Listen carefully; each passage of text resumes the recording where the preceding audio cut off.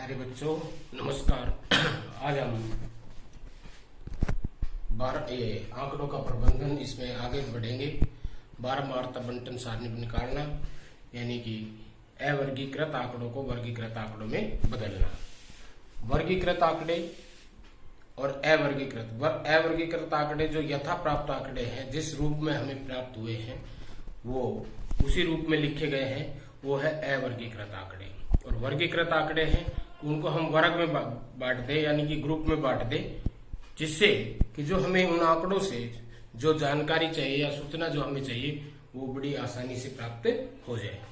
अब जैसे मान लो एक एग्जांपल लेते हैं, एक डिपार्टमेंटल स्टोर है कोई, उसमें लड़के भी आते हैं, लड़कियां भी आती है खरीदारी करने के लिए, आदमी भी आते हैं और औरतें भी आती है। तो एक दिन उसमें सर्वे की गई, 1 घंटे के लिए या 2 घंटे के लिए, 2 घंटे में सर्वे की गई कि 2 घंटे में कौन अधिक आता है, लड़के अधिक आते हैं, लड़की अधिक आती है, या आदमी अधिक आते हैं, या औरतें अधिक आती है। तो उसमें सर्वे में क्या किया कि जो जिस रूप में आ रहा था उसको उसी रूप में हमने लिख दिया। जैसे कि हम लड़के को बी से लिख दें, लड़की को हम जी से लिख दें गर्ल्स, और आदमी को हम एम से लिख दें, औरत को हम डब्ल्यू से लिख दें। तो जिस रूप में ये आ रहे थे हमने उसी रूप में इनको लिखना है।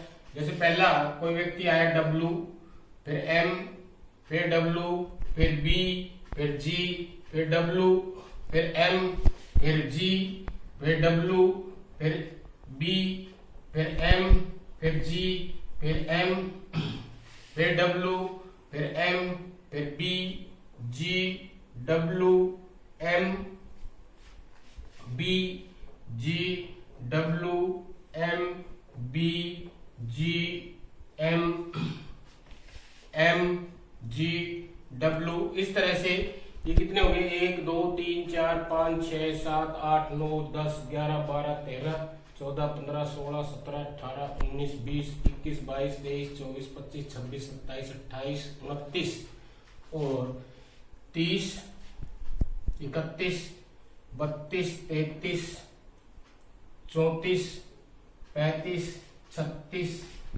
37 38 39 और 40। यानी कि पहले घंटे ये 40 व्यक्ति आए डिपार्टमेंटल स्टोर में खरीदारी करने के। अब ये जिस रूप में आए थे उसी रूप में ये लिखे गए, यानी कि ये यथा प्राप्त आंकड़े हैं। अब अगर हमें ये जानकारी चाहिए कि कौन सबसे अधिक बार आया, कौन अधिक आया, लड़के अधिक आए, लड़की अधिक आई, या आदमी अधिक आए, या औरत अधिक आई, तो और कौन कम आया, तो इससे हम जानकारी तुरंत नहीं निकाल सकते। लेकिन अगर हम इन आंकड़ों को उसमें वर्गीकृत आंकड़ों में बांट दे, वर्गीकृत आंकड़ों में परिवर्तित कर दे, तो हम इनसे देखो जानकारी कितनी आसानी से प्राप्त कर लेंगे। तो इसके लिए हम 3 कॉलम बनाते हैं। पहले व्यक्ति, दूसरे उसमें आ जाएगा मिलान चिन्ह,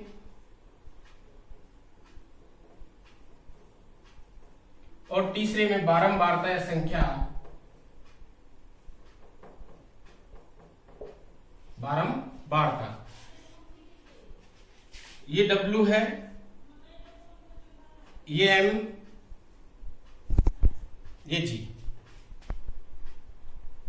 अब जो भी है उसके सामने एक लाइन खींच देंगे। जैसे पहला है W, तो W के सामने हमने एक लाइन खींच दी, फिर M के सामने एक लाइन खींच दी, फिर W के सामने एक लाइन खींच दी, फिर B के सामने G के सामने W के सामने M के सामने G के सामने W के सामने B, फिर M, फिर G, फिर m, फिर w अब ये 5 भी बना रहा है तो इसको हम इस तरह से काट देंगे। इसका अर्थ है कि हमने ये 5 का एक बंडल बना दिया ताकि जब हम काउंट करें तो इसको एक बार में ही 5 काउंट कर ले, 5 गिन ले इसको। फिर उसके बाद m भी 5 ही बना रहा है तो इस तरह से इसको काट दिया। b, g, w, अब छठी बार आ रहा है तो हम इसको थोड़ा सा गैप छोड़ देंगे इनके बीच में ताकि ये अलग आ जाए और ये अलग आ जाए। फिर m में भी इसी तरह हम थोड़ा सा गैप छोड़ देंगे। फिर b, फिर g, फिर w, m, इस तरह से हम करते चले जाएंगे। b 5वीं बार आ रहा है इस तरह से काट दिया। g थोड़ा सा आगे, m,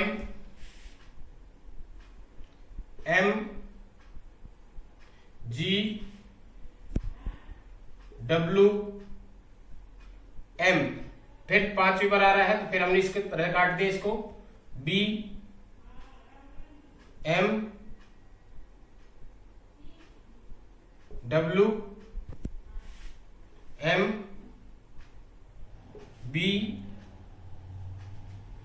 g, w, ये 5वीं पर आ गया। फिर इसको इस तरह से क्रॉस कर दिया। m, b और w, इस तरह से हमने ये मिलान चिन्ह लगा दिए सभी के आगे। अब इनको हम काउंट कर लेंगे कि 5 और 5 10 और 1 11, ये 5 और 5 10 और 3 13, 5 और 3 8, ये भी 8। और अब इनका हम जोड़ करें 8 8 गुण 16, 16 3 19 और 1 20, 2 3 4, तो ये 40 आ गए। और हमारे पास 40 ही है। ये व्यक्ति आए थे पहले घंटे के अंदर डिपार्टमेंटल स्टोर में, तो उनका 40 का। अब ये जो बन गया कि W यानी कि औरत है वो 11 औरत आई पहले घंटे में, आदमी 13 आए, लड़के 8 आए और लड़कियां भी 8 आई। तो इससे अब अगर हमें ये पूछना है, अगर हमें ये जानकारी लेनी है कि सबसे अधिक कौन आए, तो सबसे अधिक कौन आए? आदमी। कौन है वो 2 बराबर आए, लड़के और लड़कियां दोनों बराबर है, 8 लड़के आए तो और 8 लड़कियां आई। तो इस तरह से जो भी हमें जानकारी चाहिए वो बड़ी आसानी से प्राप्त कर सकते हैं। दूसरा, अब हम अगर इनको हम उससे ग्राफ के द्वारा ना उसके चित्र के द्वारा दर्शाएं या आयत चित्र, दंड चित्र जो जिसके द्वारा दर्शाएं, तो अब इनको हम आसानी से नहीं दर्शा सकते थे, इनको हम आसानी से दर्शा सकते हैं। अब हमें ये मिल गई इनकी बारंबारता। अब हम देखो इसको आसानी से, ये है m न w, ये है m, ये g और ये न ये b और ये g। अब अगर हमने इसको, तो पहले ये देखें कि इसका दंड आलेख खींचा जाएगा या आयत चित्र, दंड आलेख खींचा जाएगा या आयत चित्र। आयत चित्र में क्या है, आंकड़े हैं, कंटिन्यू होते हैं, लगातार होते हैं, और इसमें अलग अलग होते हैं। तो W अलग है, M अलग है, B अलग है और G अलग है, इनका आपस में एक दूसरे से कोई संबंध नहीं है। तो इसका हम दंड आलेख खींचेंगे। क्या खींचेंगे? दंड आलेख। तो दंड आलेख हम कैसे खींचेंगे इसका?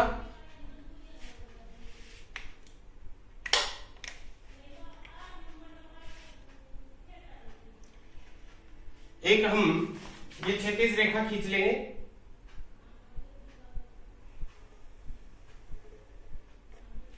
एक ये हम ऊर्ध्वाधर रेखा ले लेंगे 90 डिग्री का कोण बनाती हुई। ये 0 आ गया दोनों का, ये इधर, ये इधर। इस पे आ जाएगा व्यक्ति और इस पे आ जाएगा संख्या,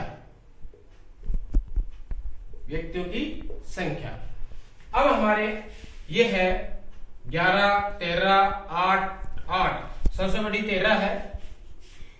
तो हम सबसे पहले इकाई लिखेंगे तो 13 इकाई, तो अगर हम एक इकाई 1 के बराबर ले ले तो हम 13 हमें जाना पड़ेगा, 13 इकाई चाहिए ग्राफ में।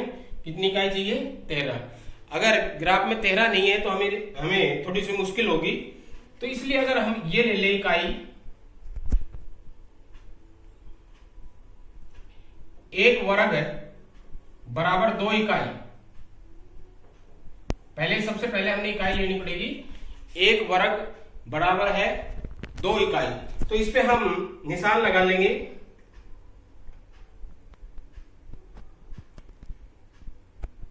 1 2 3 4 5 6 7 8, यानी कि ये 2 2 के हैं, ये 2 4 6 8 10 12 14 और 16। हमें 13 चाहिए अधिकतम। कितना चाहिए? 13। दूसरा, इस पे भी हम बराबर निशान लगा लेंगे।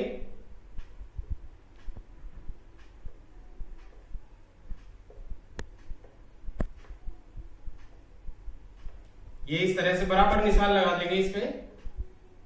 ये लगा दिया हमने, बराबर निशान लगा दिए।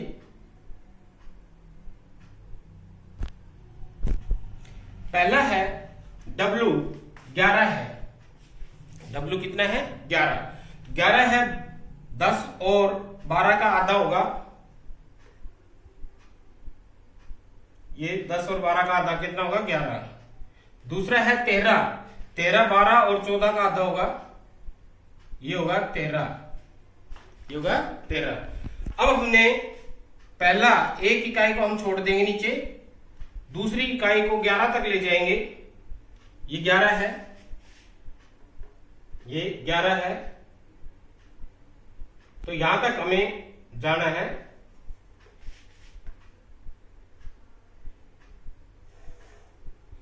अब उससे अगली,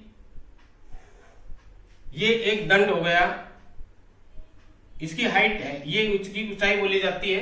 ये ऊंचाई कितनी है इसकी? 11। ऊंचाई कितनी है? 11। ये पहला दंड हो गया किसका? W का। किसका होगा ये? W का। इसके अंदर W लिख दिया। ये क्या लिख दिया? W। अब फिर एक इकाई को छोड़ देंगे। अगली इकाई कितनी है? 13। M कितना है? 13। तो 13, ये 13 वाली लाइन आ रही होगी ग्राफ में, और एक इकाई हम छोड़ करके इस दंड को हम 13 तक,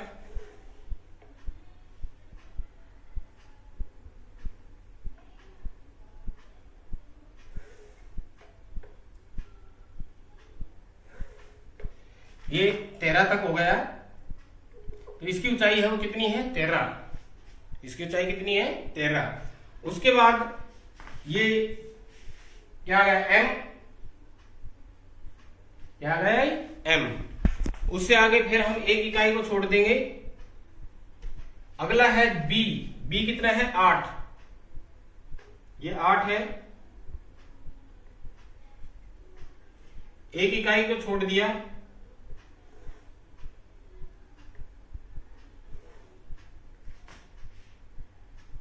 ये 8 आ गया। कितना आ गया? 8। उससे अगला भी 8 है, एक इकाई फिर छोड़ देंगे।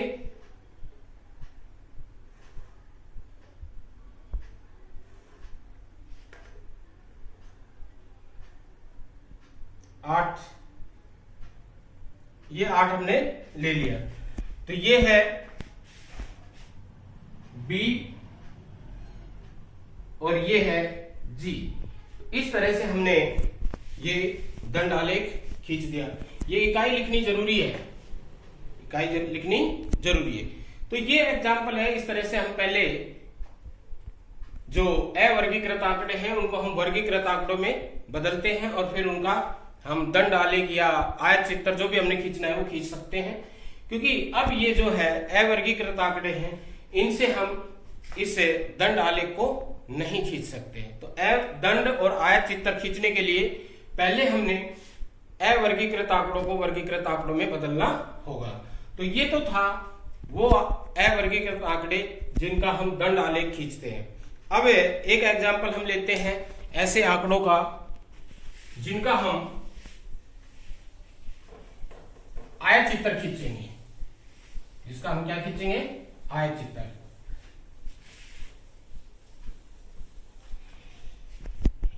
एक कक्षा मान लेते हैं, एक कक्षा में एक टेस्ट लिया, 60 विद्यार्थियों का टेस्ट लिया, जो कि 50 अंकों का था। कितने अंकों का था? 50 अंकों का। और उन 50 अंक में से जो विद्यार्थियों ने प्राप्त किए वो इस प्रकार लिखे गए।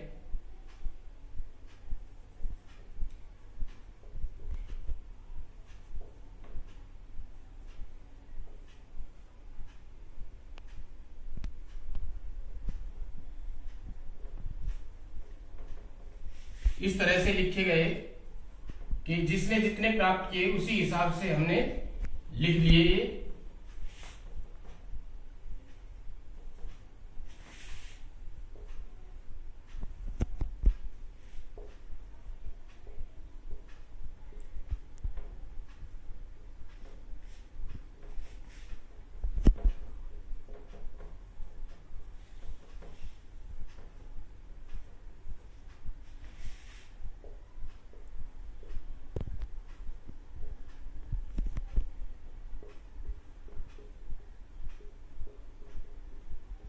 जो भी आ रहे हैं हमने उसी हिसाब से लिखते चले गए इसको। और ये कितने थे?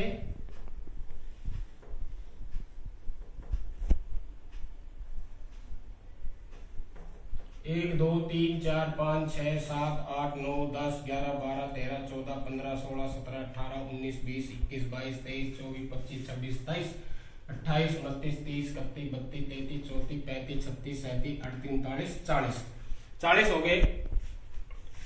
और 20 और ले लेते हैं। 41 42 43 44 45 46 47 48 49 50 51 52 53 54 55 56 57 58 59 और ये 60। ये एक 50 अंकों का एक टेस्ट था। और उस 50 अंकों के टेस्ट में एक कक्षा के 60 विद्यार्थियों ने जो अंक प्राप्त किए वो इस तरह से लिखे हुए हैं। अब ये अवर्गीकृत आंकड़े हैं। अब अगर हमने इसमें से ये जानकारी चाहिए कि कितने बच्चों ने 50% से ज्यादा अंक प्राप्त किए, कितने बच्चों ने 100% अंक प्राप्त किए, कितने बच्चे हैं वो फेल हुए, तो हम इनको देख करके एकदम नहीं बता सकते। इसके लिए हमें सभी के ऊपर नजर डालनी पड़ेगी और एक एक को देखना पड़ेगा। ये नहीं है कि हम किसी को छोड़ दें और फिर हम बता दें। तो ये सारी जानकारी लेने के लिए सबसे पहले काम है इनको वर्गीकृत आंकड़ों में बदलना। क्योंकि ये अंक है तो इसको हम लेंगे पहले वर्ग अंतराल, क्योंकि ये लगातार आंकड़े होंगे 0 से लेकर के 50 तक कुछ भी अंक हो सकते हैं। इसमें हम ये नहीं लेंगे कि भाई 16, अगर हम ये ले 0 1 2 3 4 5 6 7 50 तक ले, क्योंकि किसी का 0 भी हो सकता है, किसी का 2 भी हो सकता है, किसी का 5 भी हो सकता है। अगर हम कंटिन्यू ले 1 2 3 4 से 50 तक तो बहुत लंबा हो जाएगा, बहुत ही लंबा हो जाएगा। तो हम इसको ग्रुप में बना लेते हैं, वर्ग अंतराल ले लेते हैं। 0 से 10 वाले कितने हैं, 10 से 20 वाले कितने हैं, 20 से 30 वाले कितने हैं, 30 से 40 वाले कितने हैं, 40 से 50 वाले कितने हैं। 5 कितने वर्ग बन गए इसके? 5। हम 0 से 5, 5 से 10, 10 से 20, 10 से 15, 15 से 20 इस तरह से भी हम ले सकते हैं, तो 10 वर्ग बन जाएंगे। अगर हमें और छोटे लेने हैं तो, लेकिन हम 5 ले ले। दूसरे में फिर उसी तरह मिलान चिन्ह, और तीसरे में फिर उसी तरह बारंबारता,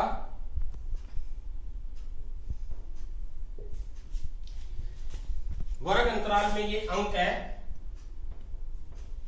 फिर उसी तरह अब यहां एक चीज है ये 0 से 10, ये क्या है इसकी वर्ग सीमा। वर्ग सीमा सभी में देखो 10 है, 10 का अंतर है, तो वर्ग सीमा कितनी होगी 10।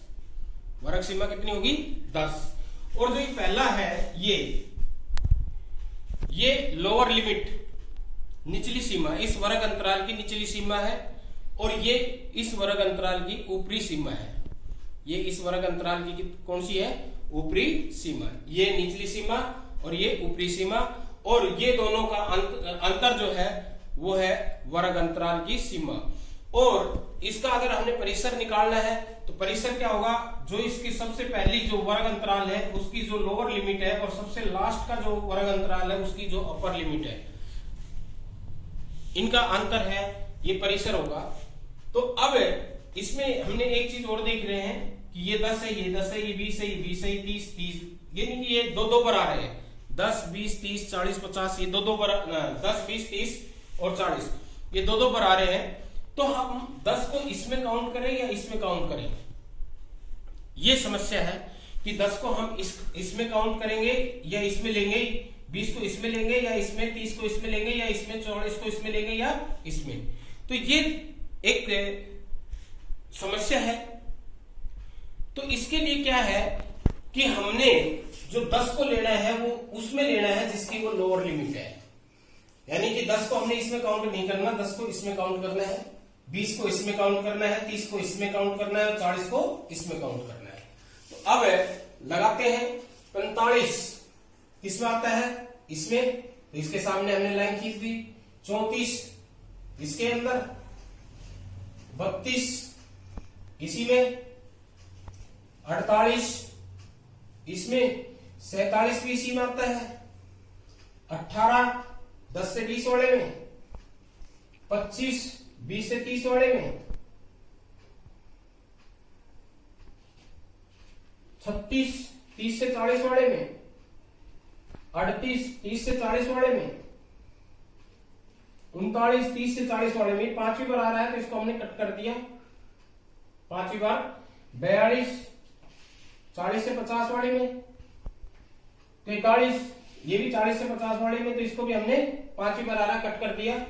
44 20 ही में आ रहा है, थोड़ा सा हटके लिख दिया, 5 के बाद थोड़ा सा हटके लिखेंगे। 28 20 से 30 वाले में, 37 30 से 40 वाले में, 46 40 से 50 वाले में, 48 भी 40 से 50 वाले में, और 50 भी इसी में लेंगे क्योंकि 50 से ऊपर नहीं है, नहीं तो अगर 50 से 60 होता तो ये अगले में जाता। 49 फिर इसी में आ रहा है, ये पांचवी बार आ रहा है, इस कट कर दिया। 30 को हम इसमें लेंगे, 30 से 40 वाले में। 45 को इसी में लेंगे, 40 से 50, 46 को भी इसी में लेंगे। 15 को 10 और 20 के बीच में लेंगे। 18 को भी इसी में लेंगे। 9 0 से 10 के बीच में लेंगे।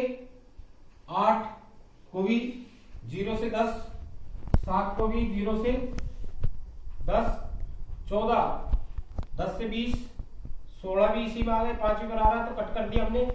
28 20 से 30 के बीच में। 48 40 से 50, 47 भी इसी में। 35 30 से 40, 36 भी 30 से 40, 48 40 से 50 फिर पांचवी बार आ गया तो कट कर दिया। 50 इसी में आएगा। 42 भी इसी में आएगा 40 से 50 में। 14 10 से 20 में आएगा। 10 ये भी 10 से 20 में आएगा। 9 0 से 10 के बीच में आएगा। उसके बाद फिर 9 है, ये भी पांचवी बार आ रहा है तो इसको हमने इस तरह कट कर दिया। 14 इसमें आ गया 10 से 20। 15 भी 10 से 20। 40 50 से 60 ना 40 से 50, ये भी 40 से 50, ये भी 40 से 50, तो फिर कट कर दिया हमने।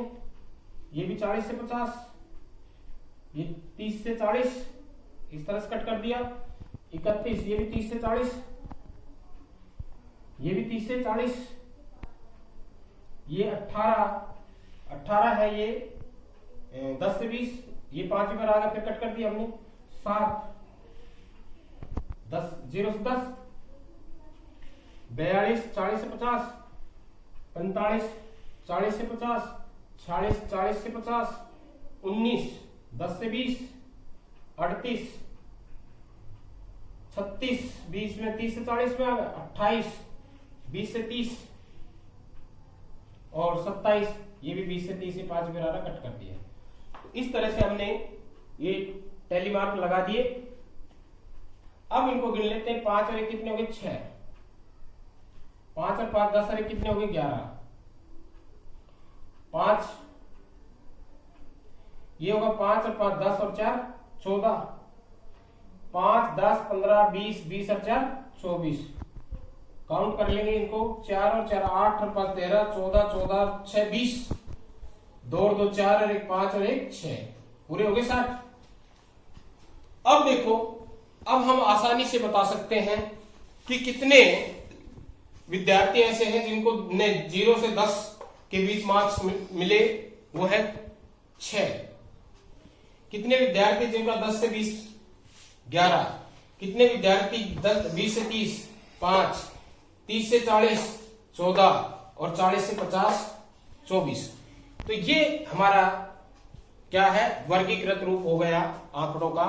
अब अगर हम इनको दर्शाएं तो अब इसमें देखो आंकड़े कंटिन्यू है, तो इसमें आयत चित्र बनेगा। क्या बनेगा, आयत चित्र। हम इसमें ऐसे ले लेते हैं, ये एक क्षैतिज रेखा,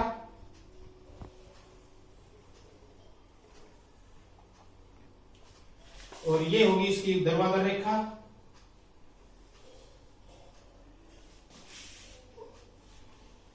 इस पे हमने लिया अंक। क्या लेंगे इस पे, अंक। और इस पे हम लेंगे विद्यार्थियों की संख्या। ये क्या है, बारंबारता है, और क्या है, विद्यार्थियों की संख्या। विद्यार्थियों की संख्या है ये। 6 क्या है, ये विद्यार्थियों की संख्या है। 11 ये भी विद्यार्थियों की संख्या है। तो ये 60 क्या थे, विद्यार्थी। तो इसमें हम लेंगे विद्यार्थियों की संख्या।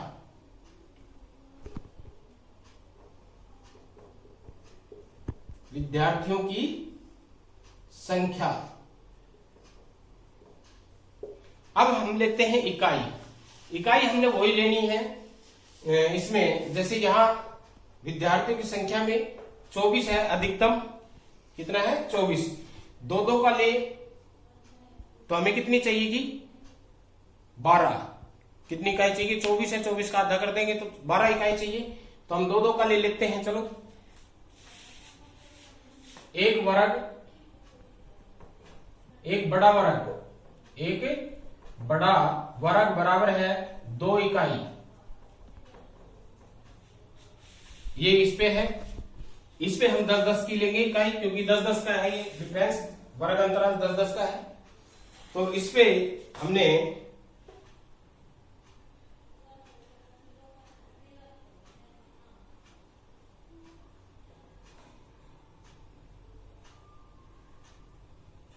एक 2 3 4 5 6 7 8 9 10 11 और ये 12। ये होगा 2 4 6 8 10 12 14 16 18 20 22 और ये 24। ये 0 है। इधर भी हम इसी तरह निशान लगा लेंगे।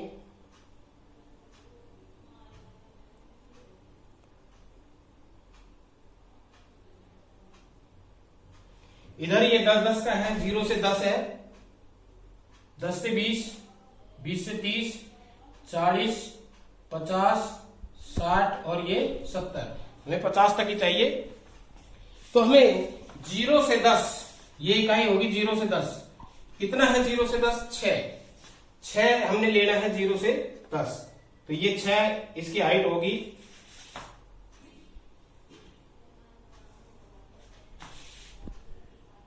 ये हमने दंड खींच दिया इसका 0 से 10 का, 6 पे आ गया। उसके बाद है 10 से 20, कितने हैं 11, 10 और 12 का आधा है, ये 11 हो गया। इसको हमने 11 तक ले जाना है, क्योंकि 10 से 20 है, ये पूरी इकाई है, ये 10 से 20, तो ये लगातार चलेगा 11 तक। हम इसको, इसकी जो है अगली भुजा है पहले वाले दंड की, उसको हम 11 तक लेंगे, उससे अगली इकाई को भी हम 11 तक लेंगे। इसकी हाइट 11 है तो ऊपर से हमने बंद कर दिया, ये 11 हो गया। उससे अगला है 5 है, वो 4 और 6 के बीच से है, तो ये 4 और 6 के बीच हो गया, ये बंद हो गया। ये इसकी हाइट है कितनी होगी, 5 के बराबर, ये 5 है, ये 11 था, 10 और 12 के बीच में। उसके बाद अगला है 14 ये है, इसको हमने 14 वाली लाइन जारी होगी ये इस तरह से, तो 14 वाली लाइन है, इसको हम ले जाएंगे 14 की लाइन तक, दोनों को, 30 वाली लाइन को भी और 40 वाली लाइन को भी, तो ये 14 तक गया, 30 वाली लाइन को भी और 40। अगला है 40 से 50, तो हमने 40 वाली लाइन को भी 24 तक ले जाना है और 50 वाली लाइन को भी 24 तक ले जाना है। ये